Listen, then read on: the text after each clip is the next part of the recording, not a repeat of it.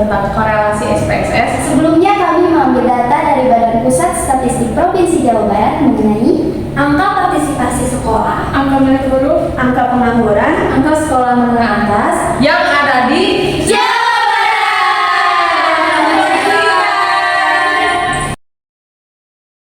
Analisis korelasi adalah cara untuk mengetahui hubungan variabel antara X dan Y kuat atau tidak. Nah, nilai korelasi itu paling lemah itu adalah -1 dan yang paling kuat itu adalah 1. Nah, nilai koefisien korelasi ini disimbolkan dengan huruf R yang berarti jika R ini bernilai 0, maka berarti tidak ada hubungan antara variabel X dan Y. Jika bernilai kurang dari 0,5, hubungan dan X dan Y lemah.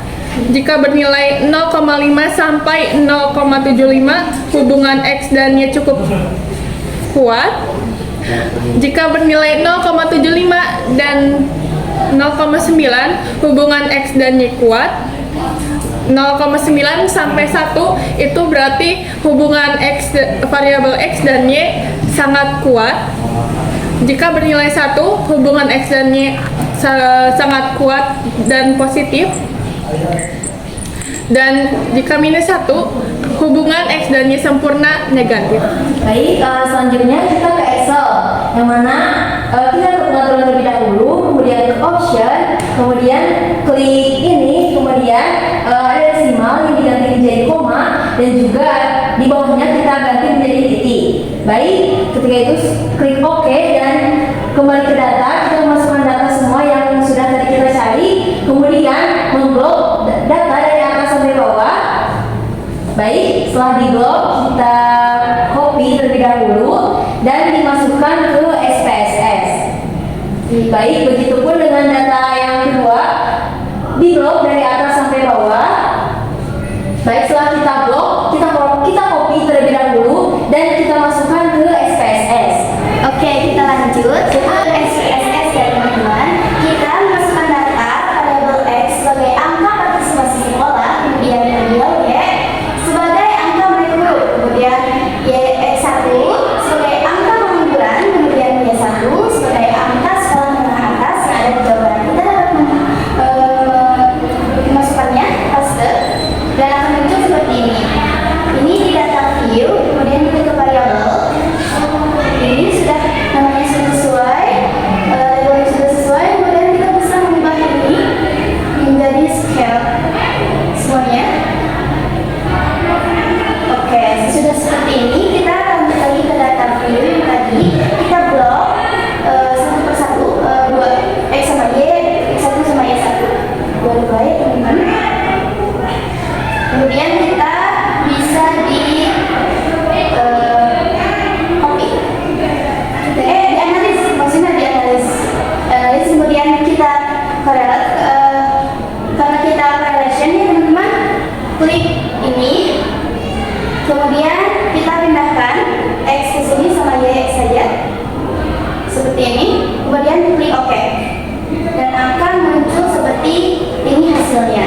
Kemudian yang satu lagi kita next lagi ke SPSS, data yang X1 sama Y2 kita blok dulu dari atas sampai bawah, dari atas ya, dari atas sampai bawah. Kemudian kita klik analis seperti yang tadi. Kemudian kita correlate dan ini klik ini. Kemudian kita ini kesinikan dan ini kesinikan.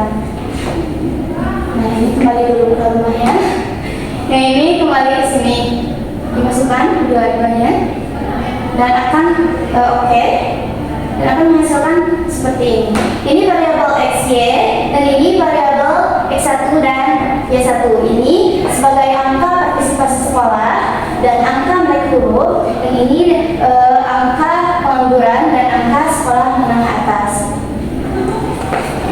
Baik, setelah muncul data correlation, maka kita akan menginterpretasi, yaitu hasil interpretasinya berdasarkan tabel correlation di atas, maka dapat disimpulkan bahwa korelasi atau hubungan antara variabel X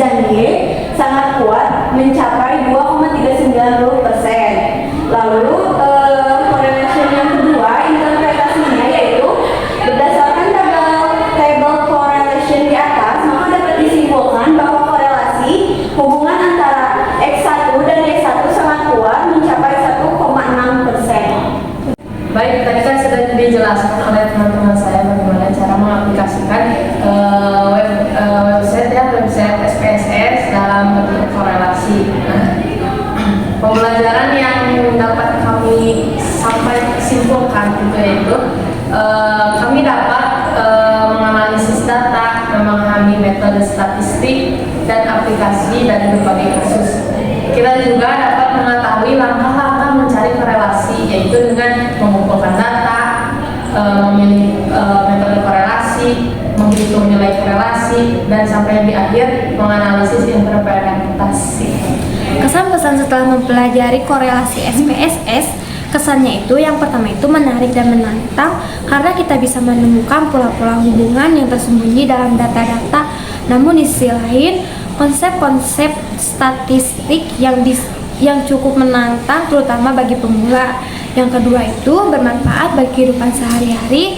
Memahami korelasi membantu kita untuk membuat keputusan yang lebih baik dalam berbagai aspek kehidupan, mulai dari memilih investasi hingga menganalisis hasil penelitian. Pesannya itu yang pertama, jangan takut salah, semua orang pernah salah, termasuk saat belajar statistik. Yang kedua itu latihan terus-menerus. Semakin sering kita latihan, semakin kita lihai dalam mempelajari hal tersebut. Yang ketiga itu memahami konsepnya, jangan cuma hafal, tetapi kita juga harus memahami konsep di baliknya. Baik, setiap pembelajaran pasti mempunyai kendalanya masing-masing. Begitupun dalam mempelajari korelasi SPSS. Nah, dalam hal tata cara ataupun terkait penggunaan software SPSS, kami sudah sedikit memahami gitu. Karena di tugas sebelumnya sudah belajar mengenai penggunaan SPSS tersebut. Nah, kemudian kendala gitu ya perihal tugas sekarang yaitu mengenai mencari data untuk kemudian kami analisis. Kami mengalami sedikit kebingungan gitu perihal mencari data yang ingin dianalisis apakah sudah benar ataupun tidak. Nah, kemudian apa saja yang ingin dijelaskan. Baik, kemudian strategi gitu yang kami dapatkan yaitu setelah kami mendapatkan data yang akan dianalisis, kami memahami lebih paham lagi gitu ya terkait data tersebut dan menu dan juga fitur-fitur SPSS seperti menu data view atau data yang akan dianalisis dan juga menyesuaikan variabel yang akan digunakan. Kemudian kami melihat juga dan juga memahami data tersebut supaya tidak terjadi kesalahan dan juga kekeliruan dalam pengerjaannya. Sekian yang dapat kami sampaikan. Mohon maaf bila ada kesalahan. Hidup kesepian tanpa kekasih. Cukup sekian.